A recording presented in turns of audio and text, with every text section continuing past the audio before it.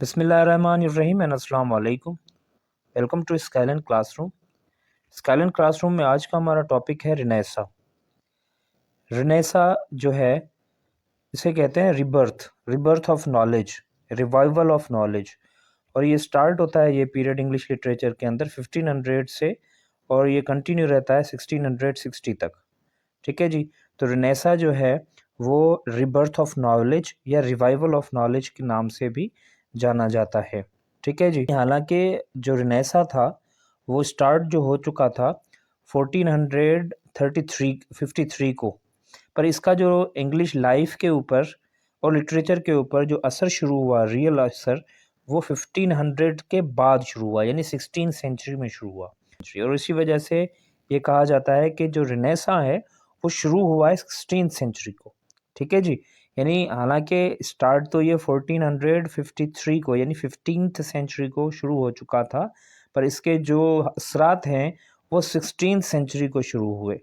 ठीक है, continued till the restoration period, और वो उसके असरात जो है वो रिस्टोरेशन पीरियड तक यानी 1660 तक कंटिन्यू रहे। This period is called renaissance period because the renaissance spirit was the main driving force that characterized the literature of this time. This period of 160 years is subdivided into 4 shorter ages. अच्छा, अब ये जो period है renaissance का period जो है ये वाला 160 का 60 ईयर का 160 ईयर का, ये इसको डिवाइड किया गया है 4 डिफरेंट एजेस में। ठीक है, वो एजेस अब हम पढ़ेंगे जिसके मतलब रिनेसा को जो कंप्लीट करती हैं। 4 डिफरेंट एजेस में इसको डिवाइड किया गया है पूरे रिनेसा को। वो पीरियड्स हैं जिसमें रिनेसा को जो है ना डिवाइड किया गया है 4 डिफरेंट एजेस में। वो सबसे पहले आता है एलिज़ाबेथन एज। ठीक है जी, ये है एलिज़ाबेथन एज। एलिज़ाबेथन एज जो है वो 1558 से लेकर 1603 तक जाता है। ठीक है जी। और दूसरा जो है वो है जैकोबियन पीरियड यानी जैकोबियन एज है। ठीक है, और वो शुरू होता है 1603 से लेकर 1625 तक। फिर है कैरोलिन एज 1625 से लेकर 1649 तक जाता है। और उसके बाद है कॉमनवेल्थ पीरियड जो कि 1649 से लेकर 1660 तक जाता है। तो 160 ईयर का जो पीरियड है रिनेसा, उसको इन 4 डिफरेंट एजेस में Elizabethan age, Jacobean age, Caroline age और कॉमनवेल्थ पीरियड में डिवाइड किया गया है। तो आज हम सबसे पहले एलिज़ाबेथन एज को डिस्कस करेंगे और इसके कैरेक्टरिस्टिक्स वगैरह, मेन फीचर्स वगैरह डिस्कस करेंगे। तो सबसे पहले हम आते हैं एलिज़ाबेथन एज पर। एलिज़ाबेथन एज जो है वो 1558 से लेकर 1633 तक चलती है।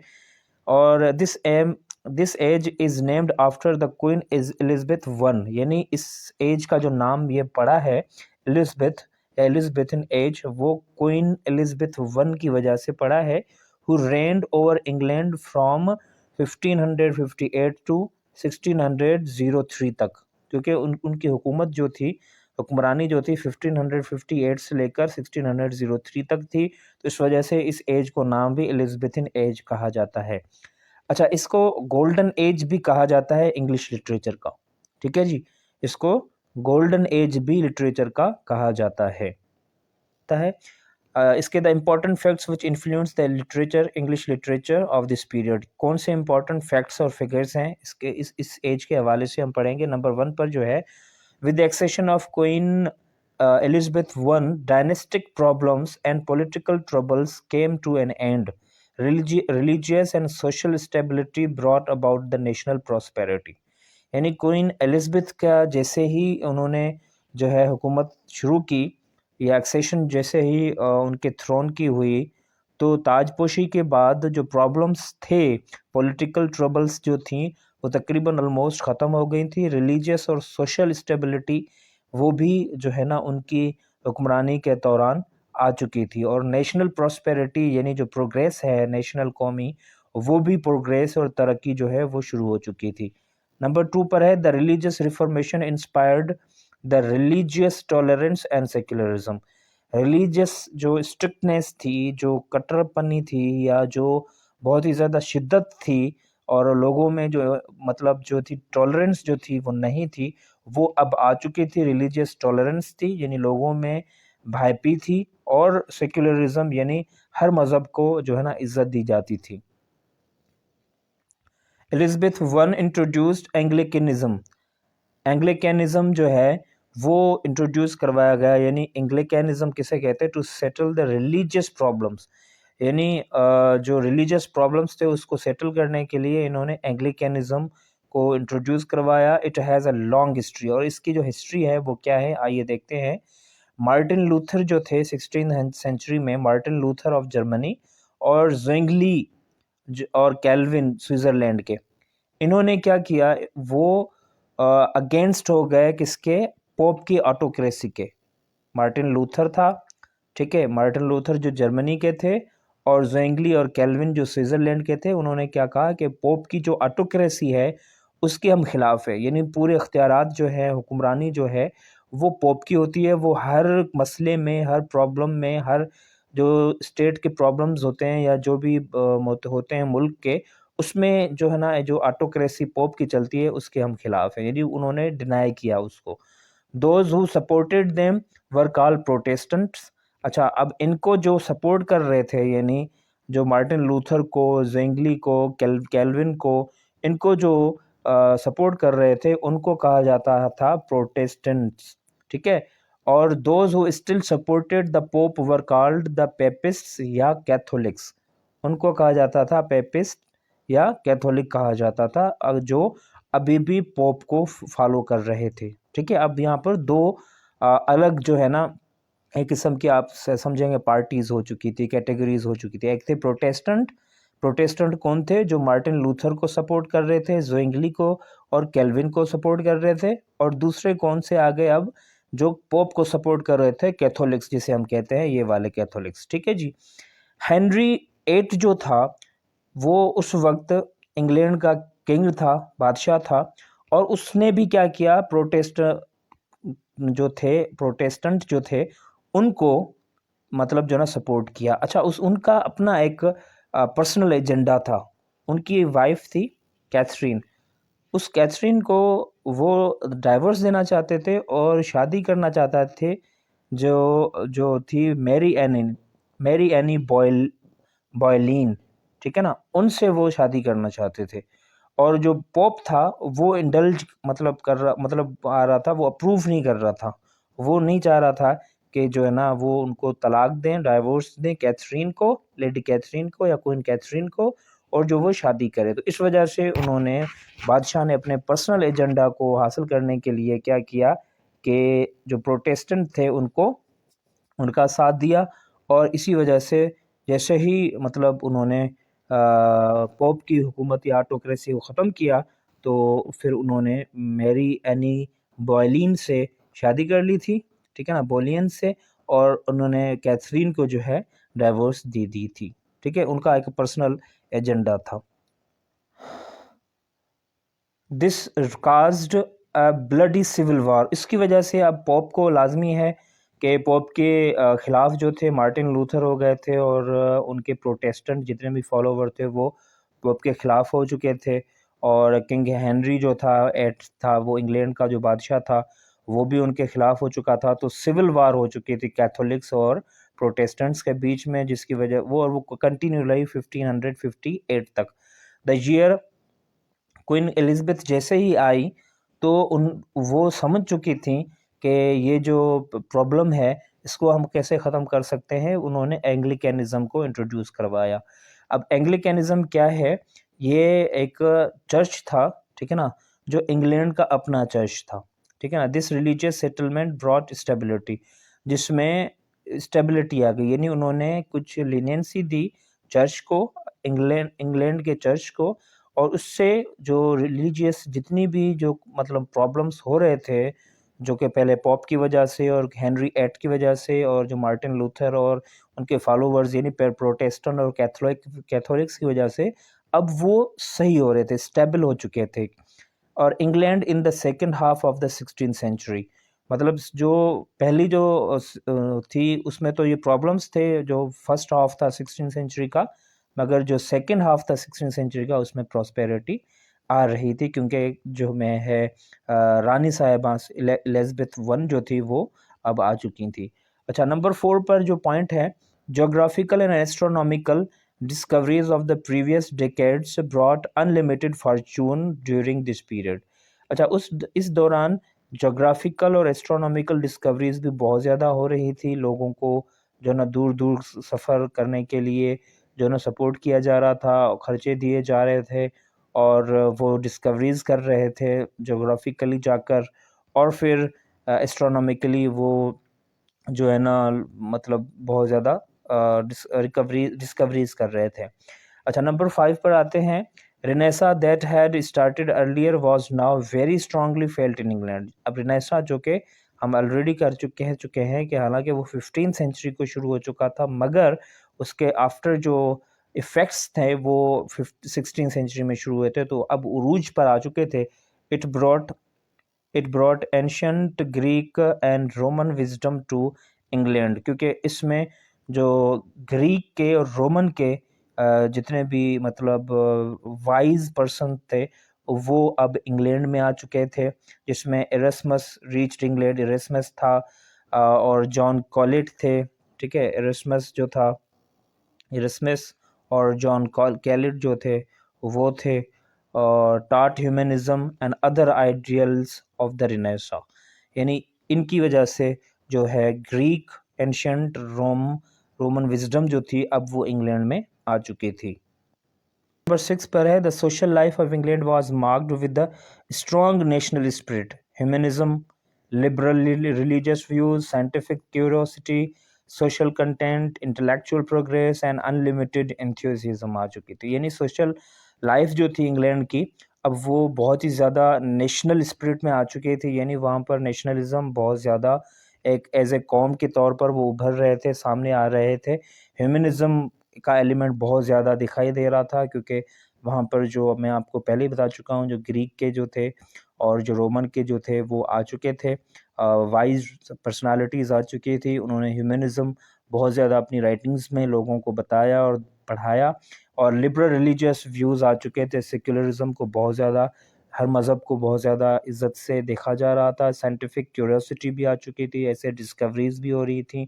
इस वजह से प्रोग्रेस जो थी बहुत ज़्यादा हो रही थी जो है। इसी वजह से इसको गोल्डन एज का नाम भी दिया जाता है, रिनेसा को, ख़ास तौर पे एलिज़ाबेथ एज को, जो एलिज़ाबेथन एज है। अच्छा, अब एलिज़ाबेथन एज के जो मेजर राइटर्स थे, ठीक है, और उनके जो काम थे, सबसे पहले आता है थॉमस मूर। सर थॉमस मूर जो थे उन्होंने लिखा था यूटोपिया, जिसका मतलब है किंगडम ऑफ नोवेयर, ठीक है। ये भी एमसीक्यूज आ सकता है आपका। यूटोपिया का दूसरा नाम जो है द किंगडम ऑफ नोवेयर है। The book was originally written in Latin in 1516। ये बुक उन्होंने लिखा था लैटिन में 1516 को। उसके बाद है नॉर्टन एंड सैकविल, ठीक है। नॉर्टन और सैकविल भी थे, उन्होंने लिखा था, एक ट्रेजेडी लिखी थी गोरबोडक। ये को गोरबोडक द फर्स्ट इंग्लिश ट्रेजेडी। जो इंग्लिश ट्रेजेडी, ये भी एमसीक्यू आ सकता है कि फर्स्ट इंग्लिश ट्रेजेडी कौन सी थी, गोरबोडक थी, ठीक है जी, याद भी रखना गोरबोडक। और लिखने वाला कौन था, नॉर्टन और सैकविल दोनों थे, ठीक है जी। अच्छा, उसके बाद है Edmund Spenser, he is called the poet of the poets. ये भी एमसीक्यू आ सकता है। एडमंड स्पेंसर किस एज के थे, एडमंड स्पेंसर भी एलिज़ाबेथन एज के थे, और इनको पोइट ऑफ द पोइट्स भी कहा जाता है, because of many later English poets followed his art of the poetry, क्योंकि इनका जो आर्ट ऑफ पोइट्री था बहुत ज़्यादा फॉलो किया जाता है। एडमंड स्पेंसर जो थे, इनका जो आर्ट ऑफ पोइट्री था बहुत ही यूनिक था, तो इसको फॉलो बहुत ज़्यादा, इस वजह से इनको पोइट ऑफ द पोइट्स के नाम से भी कहा जाता है, बुलाया जाता है। इन्होंने लिखा था द फेरी क्वीन, ठीक है ना, 1519 को। शेफर्ड्स कैलेंडर इन्होंने लिखा था 1579 को, ठीक है जी। उसके बाद है निकोलस जो यूडाल या उडाल जो थे, उन्होंने राल्फ रॉयस्टर लिखा था, ठीक है। और ये इंग्लिश लिटरेचर में फर्स्ट कॉमेडी थी, ठीक है। राल्फ रॉयस्टर ये एमसीक्यू आ सकता है। राल्फ रॉयस्टर ये किसकी लिखी हुई है, निकोलस उडाल की। और ये फर्स्ट ट्रेजिडी है इंग्लिश, ट्रेजिडी नहीं सॉरी, कॉमेडी है इंग्लिश लिटरेचर के अंदर। उसके बाद है sir Philip Sidney. Sir Philip Sidney जो है उन्होंने लिखी थी एन अपोलॉजी फॉर पोइट्री, ठीक है ना, और क्रिटिकल ये एक ट्रीटाइज था। और आर्केडिया, आर्केडिया इन्होंने लिखा था, a book bears the embryo of the English novel. Arcadia इन्होंने लिखा था, ठीक है, इंग्लिश नॉवल के हिसाब से ये मतलब बेहतरीन एक बुक थी। ये एक बुनियादी पाया था आर्केडिया जो था, वो सर फिलिप सिडनी ने लिखा था। जॉन लिली, ठीक है जी, जॉन लिली 1554 से लेकर 1606 तक वो रहे थे। He is called a university wit. इन्हें यूनिवर्सिटी विट भी कहा जाता है। इन्होंने लिखा था कैंपास पे, ठीक है, सेफो एंड फाओ, मिडाज, ठीक है, और Midas and Euphues, a book that bears the embryo of English novel. ये भी बहुत ही ज़्यादा जो है ना नॉवल के हवाले से बहुत ही ज़्यादा एक मशहूर बुक रही थी। अच्छा, उसके बाद है थॉमस किड। थॉमस किड जो थे वो भी यूनिवर्सिटी विट थे एलिज़ाबेथ एज के दौरान। ये भी यूनिवर्सिटी विट कहा जाता है इनके, यही यूनिवर्सिटी के पढ़े लिखे थे। He is an author university wit, जो कि जिन्होंने स्पेनिश ट्रेजिडी लिखी थी, ठीक है ना। और उसके बाद थे रॉबर्ट ग्रीन भी यूनिवर्सिटी विट थे, वो भी यूनिवर्सिटी के पढ़े लिखे थे। बाद थे रॉबर्ट ग्रीन भी जो ना यूनिवर्सिटी विट थे, जिन्होंने फ्रायर बेकन एंड फ्रायर बन गए लिखा था, जेम्स फोर लिखा था, ठीक है ना। फ्रायर ये लिखने वाले थे, रॉबर्ट ग्रीन थे। उसके बाद थे जॉर्ज पील जो थे वो भी यूनिवर्सिटी विट थे। इन्होंने लिखा था डेविड एंड बैथस भी, ठीक है ना। और उन्होंने लिखा था अरेगमेंट ऑफ पेरिस, ठीक है ना, अरेगमेंट्स ऑफ पेरिस। अच्छा, university wits are the group of young dramatists who wrote and performed in London towards the end of 16th century. University wits कौन थे, ये बता रहा है कि यूनिवर्सिटी विट्स जो थे ग्रुप ऑफ यंग ड्रामाटिस्ट थे, ठीक है। उन्होंने जो है ना लिखे भी थे ड्रामे और परफॉर्म भी किए थे जो end of the 16th century थी उस दौरान, ठीक है ना। They are called the university wits because they were the witty students of the Cambridge and Oxford. इन्हें यूनिवर्सिटी विट्स क्यों कहा जाता है, क्योंकि वो बहुत ही होशियार और इंटेलिजेंट स्टूडेंट्स थे कैम्ब्रिज और ऑक्सफोर्ड यूनिवर्सिटी के। Sir Marlowe, Kyd, Thomas Kyd, Nashe, Lyly, Lodge and Peele, ये सारे के सारे जितने भी थे ये यूनिवर्सिटी विट्स थे। उसके बाद थे sir Francis Bacon. He is called the natural philosopher. इसे नेचुरल फिलोसोफर भी कहा जाता है सर फ्रांसिस बेकन को।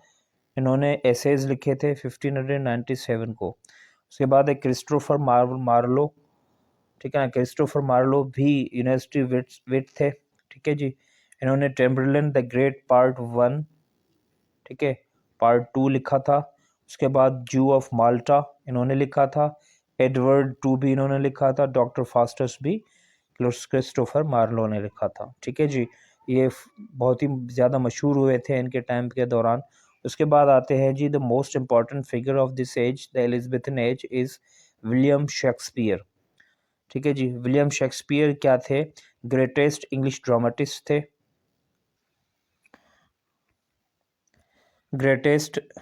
William Shakespeare greatest English dramatist थे, famous for the objective presentation of his deep knowledge and about human and psychology.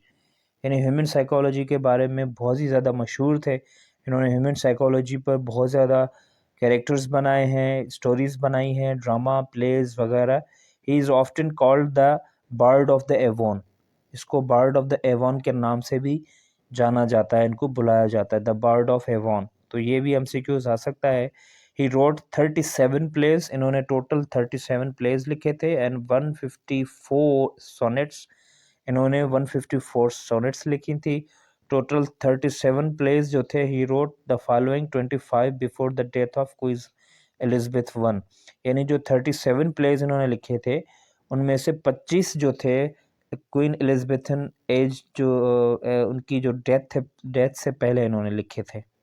ठीक है, सबसे पहले हेनरी सिक्स, फिर हेनरी सिक्स टू पार्ट 2 आया था, फिर हेनरी सिक्स पार्ट 3 आया था, फिर रिचर्ड 3 आया था, द कॉमेडी ऑफ एरर्स आया था।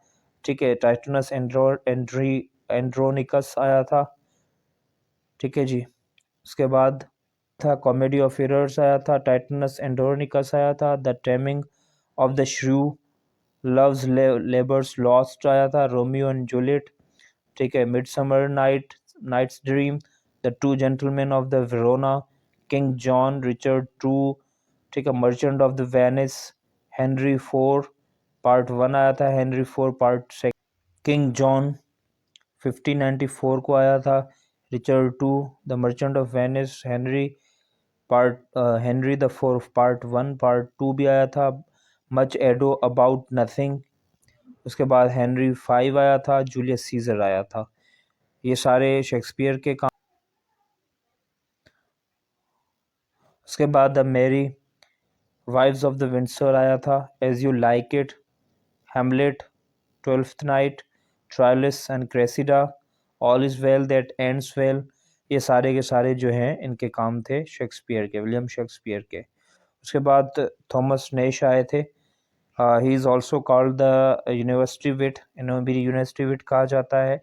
इन्होंने लिखा था द अनफॉर्चुनेट ट्रेवलर। ठीक है जी, फिर आए थे बेन जॉनसन। बेन जॉनसन जो थे वो एक न्यू क्लासिस्ट थे। ठीक है जी, थॉट ही वो wrote in time. Ben Jonson new classist थे। ठीक है जी, thought he wrote in the time when romantic mode of literature was prevalent. He is called the new classicist because he followed the classical rules of drama.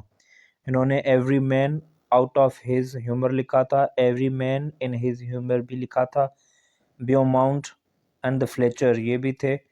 इन्होंने भी जो है ना Philaster, a king and no king और the maid's tragedy इन्होंने ये भी लिखा था।